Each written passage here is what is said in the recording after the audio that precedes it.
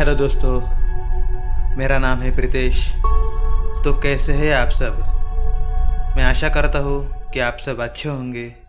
पिछली वीडियो में हमने श्रीमद् भगवद गीता का प्रथम अध्याय देखा, जिसका नाम था अर्जुन विषाद योग। इस वीडियो में हम श्रीमद् भगवद गीता का दूसरा अध्याय देखेंगे, जिसका नाम है सांख्य योग। तो चलिए महाभारत की रणभूमि पर, जहाँ भगवान श्री कृष्ण अर्जुन को गीता का उपदेश दे रहे हैं। संजय बोले, उस प्रकार करुणा से व्याप्त और आंसुओं से पूर्ण तथा व्याकुल नेत्रों वाले शोकयुक्त उस अर्जुन के प्रति भगवान मधुसूदन ने यह वचन कहा। श्री भगवान बोले, हे अर्जुन, तुझे इस असमय में यह मोह किस प्रकार उत्पन्न हुआ? क्योंकि न तो यह श्रेष्ठ पुरुषों द्वारा आचरित है, न स्वर्ग को देने वाला है, न कीर्ति को प्राप्त करने वाला ही है। इसलिए हे अर्जुन, नपुंसकता को मत प्राप्त हो, तुझमें यह उचित नहीं जान पड़ती। हे परम तप, हृदय की तुच्छ दुर्बलता को त्याग कर युद्ध के लिए खड़ा हो जा। अर्जुन बोले, हे मधुसूदन, मैं रणभूमि में किस प्रकार बाणों से भीष्म पितामह और द्रोणाचार्य के विरुद्ध लड़ूंगा, क्योंकि हे अरिसूदन, वे दोनों ही पूजनीय है। इसलिए इन महानुभाव गुरुजनों को न मारकर मैं इस लोक में भिक्षा का अन्न भी खाना कल्याणकारक समझता हूँ, क्योंकि गुरुजनों को मारकर भी इस लोक में रुधिर से सने हुए अर्थ और कामरूप भोगों को ही तो भोगूंगा। हम यह भी नहीं जानते कि हमारे लिए युद्ध करना और न करना, इन दोनों में से कौन सा श्रेष्ठ है, अथवा यह भी नहीं जानते कि उन्हें हम जीतेंगे या हमको वे जीतेंगे। और जिनको मारकर हम जीना भी नहीं चाहते, वे ही हमारे आत्मीय धृतराष्ट्र के पुत्र हमारे मुकाबले में खड़े हैं। इसलिए कायरता रूप दोष से उपहत हुए स्वभाव वाला तथा धर्म के विषय में मोहित चित्त हुआ मैं आपसे पूछता हूँ कि जो साधन निश्चित कल्याणकारक हो वह मेरे लिए कहिए, क्योंकि मैं आपका शिष्य हूँ।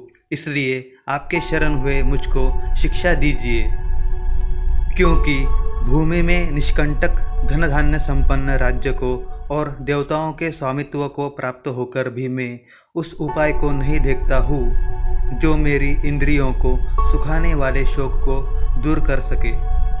संजय बोले, हे राजन, निद्रा को जीतने वाले अर्जुन अंतर्यामी श्री कृष्ण महाराज के प्रति इस प्रकार कहकर फिर श्री गोविंद भगवान से युद्ध नहीं करूँगा, यह स्पष्ट कहकर चुप हो गए।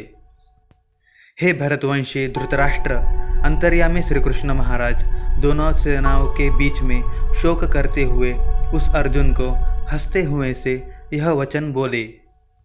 श्री भगवान बोले, हे अर्जुन, तू न शोक करने योग्य मनुष्यों के लिए शोक करता है और पंडितों के से वचनों को कहता है, परंतु जिनके प्राण चले गए हैं उनके लिए और जिनके प्राण नहीं गए हैं उनके लिए भी पंडित जन शोक नहीं करते। न तो ऐसा ही है कि मैं किसी काल में नहीं था, तू नहीं था, अथवा ये राजा लोग नहीं थे, और न ऐसा ही है कि इससे आगे हम सब नहीं रहेंगे। जैसे जीवात्मा की इस देह में बालकपन, जवानी और वृद्धावस्था होती है, वैसे ही अन्य शरीर की प्राप्ति होती है। उस विषय में धीर पुरुष मोहित नहीं होते। हे कुंती पुत्र, सर्दी गर्मी और सुख दुख को देने वाले इंद्रिय और उनके विषयों के संयोग तो उत्पत्ति विनाशशील और अनित्य है। इसलिए हे भारत, उनको तू सहन कर, क्योंकि हे पुरुष श्रेष्ठ, सुख दुख को समान समझने वाले जिस धीर पुरुष को ये इंद्रिय और विषयों के संयोग व्याकुल नहीं करते, वह मोक्ष के लिए योग्य होता है। असत वस्तु की तो सत्ता नहीं है और सत का अभाव नहीं है। इस प्रकार इन दोनों का ही तत्वज्ञानी पुरुषों द्वारा देखा गया है। नाश रहित तो उसको जान, जिससे यह संपूर्ण जगत दृश्य वर्ग व्याप्त है। इस अविनाशी का विनाश करने में कोई भी समर्थ नहीं है। इस नाश रहित अप्रमेय नित्य स्वरूप जीवात्मा के ये सब शरीर नाशवान कहे गए हैं। इसलिए हे भरतवंशी अर्जुन, तू युद्ध कर। जो इस आत्मा को मारने वाला समझता है तथा जो इसको मरने वाला समझता है, वे दोनों ही नहीं जानते, क्योंकि यह आत्मा वास्तव में न तो किसी को मारता है और न किसी के द्वारा मारा जाता है। यह आत्मा किसी काल में भी न तो जन्मता है और न मरता ही है, तथा न यह उत्पन्न होकर फिर होने वाला ही है, क्योंकि यह अजन्मा, नित्य, सनातन और पुरातन है। शरीर के मारे जाने पर भी यह नहीं मारा जाता। हे पृथापुत्र अर्जुन, जो पुरुष इस आत्मा को नाशरहित, नित्य, अजन्मा और अव्यय जानता है, वह पुरुष कैसे किसको मरवाता है और कैसे किसी को मारता है। जैसे मनुष्य पुराने वस्त्रों को त्याग कर दूसरे नए वस्त्रों को ग्रहण करता है, वैसे ही जीवात्मा पुराने शरीरों को त्याग कर दूसरे नए शरीरों को प्राप्त होता है। इस आत्मा को शस्त्र नहीं काट सकते, इसको आग नहीं जला सकती, इसको जल नहीं गला सकता और वायु नहीं सुखा सकता, क्योंकि यह आत्मा अछेद्य है। यह आत्मा अधाह्य, अक्लेद्य और निसंदेह अशोष्य है, तथा यह आत्मा नित्य, सर्वव्यापी, अचल, स्थिर रहने वाला और सनातन है। यह आत्मा अव्यक्त है, यह आत्मा अचिंत्य है और यह आत्मा विकार रहित कहा जाता है। इससे हे अर्जुन, इस आत्मा को उपर्युक्त प्रकार से जानकर तू शोक करने के योग्य नहीं है, अर्थात तुझे शोक करना उचित नहीं है। किंतु यदि तू इस आत्मा को सदा जन्मने वाला तथा सदा मरने वाला मानता हो, तो भी हे महाबाहो, तू इस प्रकार शोक करने के योग्य नहीं है, क्योंकि इस मान्यता के अनुसार जन्मे हुए की मृत्यु निश्चित है और मरे हुए का जन्म निश्चित है। इससे भी इस बिना उपाय वाले विषय में तू शोक करने के योग्य नहीं है। हे अर्जुन, संपूर्ण प्राणी जन्म से पहले अप्रकट थे और मरने के बाद भी अप्रकट हो जाने वाले हैं, केवल बीच में ही प्रकट है। फिर ऐसी स्थिति में क्या शोक करना है। कोई एक महापुरुष ही इस आत्मा को आश्चर्य की भांति देखता है और वैसे ही दूसरा कोई महापुरुष ही इसके तत्व का आश्चर्य की भांति वर्णन करता है, तथा कोई अधिकारी पुरुष ही इसे आश्चर्य की भांति सुनता है और कोई कोई तो सुनकर भी इसको नहीं जानता। हे अर्जुन, यह आत्मा सबके शरीरों में सदा ही अवध्य है। इस कारण संपूर्ण प्राणियों के लिए तू शोक करने के योग्य नहीं है, तथा अपने धर्म को देखकर भी तू भय करने योग्य नहीं है, अर्थात तुझे भय नहीं करना चाहिए, क्योंकि क्षत्रिय के लिए धर्मयुक्त युद्ध से बढ़कर दूसरा कोई कल्याणकारी कर्तव्य नहीं है। हे पार्थ, अपने आप प्राप्त हुए और खुले हुए स्वर्ग के द्वार रूप इस प्रकार के युद्ध को भाग्यवान क्षत्रिय लोग ही पाते हैं। किंतु यदि तू इस धर्मयुक्त युद्ध को नहीं करेगा तो स्वधर्म और कीर्ति को खोकर पाप को प्राप्त होगा, तथा सब लोग तेरी बहुत काल तक रहने वाली अपकीर्ति का ही कथन करेंगे और सम्माननीय पुरुष के लिए अपकीर्ति मरने से भी बढ़कर है। और जिनकी दृष्टि में तू पहले बहुत सम्मानित होता था, अब लघुता को प्राप्त होगा। वे महारथी लोग तुझे भय के कारण युद्ध से हटा हुआ मानेंगे। तेरे वैरी लोग तेरे सामर्थ्य की निंदा करते हुए तुझे बहुत से न कहने योग्य वचन भी कहेंगे। उससे अधिक दुख और क्या होगा। या तो तू युद्ध में मारा जाकर स्वर्ग को प्राप्त होगा अथवा संग्राम में जीतकर पृथ्वी का राज्य भोगेगा। इस कारण हे अर्जुन, तू युद्ध के लिए निश्चय करके खड़ा हो जा। जय पराजय, लाभ हानि और सुख दुख को समान समझकर उसके बाद युद्ध के लिए तैयार हो जा। इस प्रकार युद्ध करने से तू पाप को नहीं प्राप्त होगा।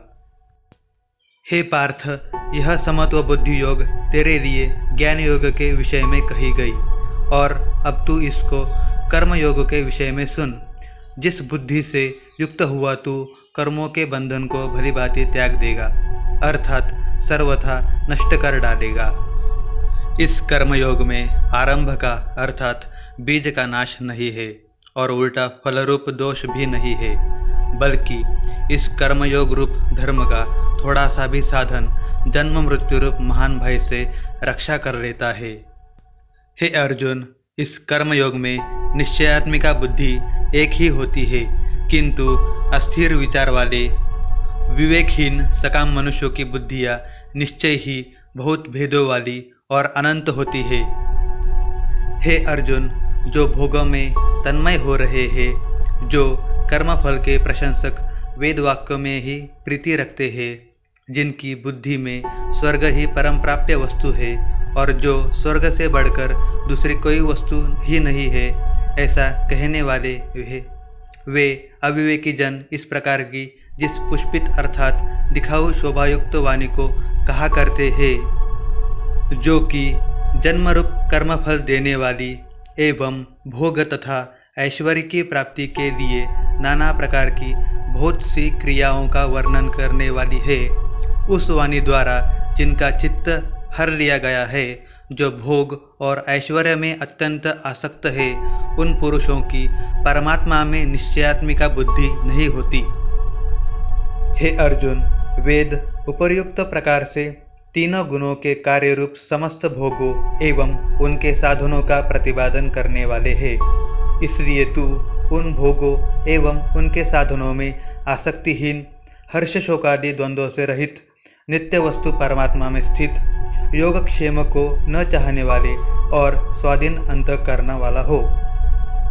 सब ओर से परिपूर्ण जलाशय के प्राप्त हो जाने पर छोटे जलाशय में मनुष्य का जितना प्रयोजन रहता है, ब्रह्म को तत्व से जानने वाले ब्राह्मण का समस्त वेदों में उतना ही प्रयोजन रह जाता है। तेरा कर्म करने में ही अधिकार है, उसके फलों में कभी नहीं। इसलिए तू कर्मों के फल का हेतु मत हो तथा तेरी कर्म न करने में भी आसक्ति न हो। हे धनंजय, तू आसक्ति को त्याग कर तथा सिद्धि और असिद्धि में समान बुद्धि वाला होकर योग में स्थित हुआ कर्तव्य कर्मों को कर। समत्व ही योग कहलाता है। यह समत्व यानी जो कुछ भी कर्म किया जाए उसके पूर्ण होने और न होने में तथा उसके फल में समभाव रहने का नाम समत्व है। इस समत्व रूप बुद्धि योग से सकाम कर्म अत्यंत ही निम्न श्रेणी का है। इसलिए हे धनंजय, तू समबुद्धि में ही रक्षा का उपाय ढूंढ, अर्थात बुद्धि योग का ही आश्रय ग्रहण कर, क्योंकि फल के हेतु बनने वाले अत्यंत दीन है। समबुद्धि युक्त पुरुष पुण्य और पाप दोनों को इसी लोक में त्याग देता है, अर्थात उनसे मुक्त हो जाता है। इससे तू समत्व रूप योग में लग जा। यह समत्व रूप योग ही कर्मों में कुशलता है, अर्थात कर्म बंधन से छूटने का उपाय है।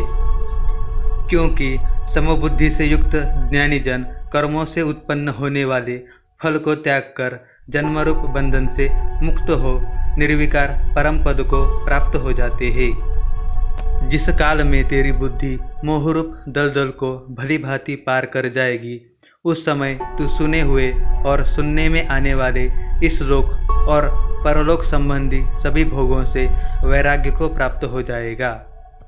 भली भांति वचनों को सुनने से विचलित हुई तेरी बुद्धि जब परमात्मा में अचल और स्थिर ठहर जाएगी, तब तू योग को प्राप्त हो जाएगा, अर्थात तेरा परमात्मा से नित्य संयोग हो जाएगा। अर्जुन बोले, हे केशव, समाधि में स्थित परमात्मा को प्राप्त हुए स्थिर बुद्धि पुरुष का क्या लक्षण है? वह स्थिर बुद्धि पुरुष कैसे बोलता है, कैसे बैठता है और कैसे चलता है? श्री भगवान बोले, हे अर्जुन, जिस काल में यह पुरुष मन में स्थित संपूर्ण कामनाओं को भली भांति त्याग देता है और आत्मा से आत्मा में ही संतुष्ट रहता है, उस काल में वह स्थितप्रज्ञ कहा जाता है। दुखों की प्राप्ति होने पर जिसके मन में उद्वेग नहीं होता, सुखों की प्राप्ति में जो सर्वथा निस्पृह है तथा जिसके राग, भय और क्रोध नष्ट हो गए हैं, ऐसा मुनि स्थिर बुद्धि कहा जाता है। जो पुरुष सर्वत्र स्नेह रहित हुआ उस शुभ या अशुभ वस्तु को प्राप्त होकर न प्रसन्न होता है और न द्वेष करता है, उसकी बुद्धि स्थिर है। कछुआ सब ओर से अपने अंगों को जैसे समेट लेता है, वैसे ही जब यह पुरुष इंद्रियों के विषयों से इंद्रियों को सब प्रकार से हटा लेता है, तब उसकी बुद्धि स्थिर है, ऐसा समझना चाहिए। इंद्रियों के द्वारा विषयों को ग्रहण न करने वाले पुरुष के भी केवल विषय तो निवृत्त हो जाते हैं, परंतु उनमें रहने वाली आसक्ति निवृत्त नहीं होती। इस स्थितप्रज्ञ पुरुष की तो आसक्ति भी परमात्मा का साक्षात्कार करके निवृत्त हो जाती है। हे अर्जुन, आसक्ति का नाश न होने के कारण ये प्रमथन स्वभावशाली इंद्रियां यत्न करते हुए बुद्धिमान पुरुष के मन को भी बलात् हर कर लेती है। इसलिए साधक को चाहिए कि वह उन संपूर्ण इंद्रियों को वश में करके समाहित चित्त हुए मेरे परायण होकर ध्यान में बैठे, क्योंकि जिस पुरुष की इंद्रियां वश में होती है उसी की बुद्धि स्थिर हो जाती है। विषयों का चिंतन करने वाले पुरुष की उस विषयों में आसक्ति हो जाती है। आसक्ति से उन विषयों की कामना उत्पन्न होती है और कामना में विघ्न पड़ने से क्रोध उत्पन्न होता है। क्रोध से अत्यंत मूढ़ भाव उत्पन्न हो जाता है। मूढ़ भाव से स्मृति में भ्रम हो जाता है। स्मृति में भ्रम हो जाने से बुद्धि अर्थात ज्ञान शक्ति का नाश हो जाता है और बुद्धि का नाश हो जाने से यह पुरुष अपनी स्थिति से गिर जाता है। परंतु अपने अधीन किए हुए अंतःकरण वाला साधक अपने वश में की हुई राग द्वेष से रहित इंद्रियों द्वारा विषयों में विचरण करता हुआ अंतःकरण की प्रसन्नता को प्राप्त होता है। अंतःकरण की प्रसन्नता होने पर इसके संपूर्ण दुखों का अभाव हो जाता है और उस प्रसन्न चित्त वाले कर्मयोगी की बुद्धि शीघ्र ही सब ओर से हटकर एक परमात्मा में ही भलीभांति स्थिर हो जाती है। न जीते हुए मन और इंद्रियों वाले पुरुष में निश्चयात्मिका बुद्धि नहीं होती और उस अयुक्त मनुष्य के अंतःकरण में भावना भी नहीं होती तथा भावनाहीन मनुष्य को शांति नहीं मिलती। और शांति रहित मनुष्य को सुख कैसे मिल सकता है? क्योंकि जैसे जल में चलने वाली नाव को वायु हर लेती है, वैसे ही विषयों में विचरती हुई इंद्रियों में से मन जिस इंद्रिय के साथ रहता है वह एक ही इंद्रिय इस अयुक्त पुरुष की बुद्धि को हर लेती है।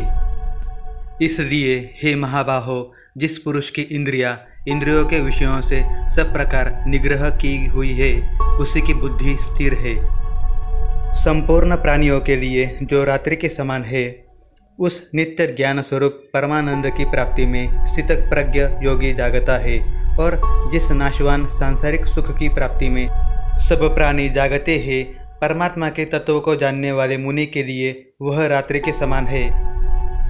जैसे नाना नदियों के जल सब ओर से परिपूर्ण अचल प्रतिष्ठा वाले समुद्र में उसको विचलित न करते हुए ही समा जाते हैं, वैसे ही सब भोग जिस स्थितप्रज्ञ पुरुष में किसी प्रकार का विकार उत्पन्न किए बिना ही समा जाते हैं, वही पुरुष परम शांति को प्राप्त होता है, भोगों को चाहने वाला नहीं। जो पुरुष संपूर्ण कामनाओं को त्याग कर ममता रहित, अहंकार रहित और स्पृहा रहित हुआ विचरता है, वही शांति को प्राप्त है। हे अर्जुन, यह ब्रह्म को प्राप्त हुए पुरुष की स्थिति है। इसको प्राप्त होकर योगी कभी मोहित नहीं होता और अंतकाल में भी इस ब्राह्मी स्थिति में स्थित होकर ब्रह्मानंद को प्राप्त हो जाता है। तो इस प्रकार श्रीमद् भगवद गीता का द्वितीय अध्याय सांख्य योग समाप्त हुआ। अगले वीडियो में हम श्रीमद् भगवद गीता का तीसरा अध्याय देखेंगे, जिसका नाम है कर्मयोग। तो आपको यह वीडियो कैसे लगी मुझे कमेंट करके बताएं। अगर आप चैनल पर नए हैं तो सब्सक्राइब करना ना भूलें। मिलते हैं अगली वीडियो में। जय श्री कृष्ण।